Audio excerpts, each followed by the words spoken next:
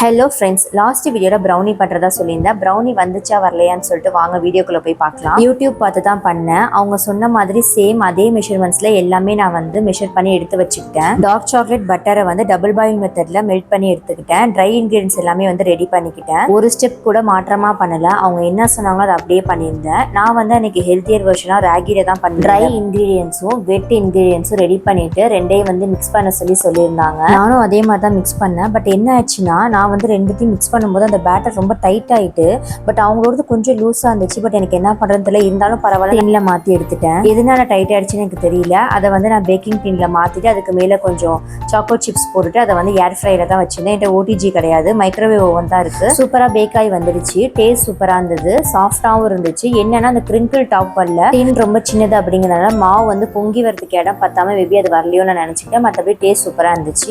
எப்படியே என்னோட ரொம்ப நாள் ஆசை நிறைவேறிச்சு. இப்படி தாங்க ப்ரௌனி வந்துச்சு. நான் என்ன மிஸ்டேக் பண்ணேன்னு தெரிஞ்சா சொல்லுங்க. நெக்ஸ்ட் vlog பார்க்கலாம். பை.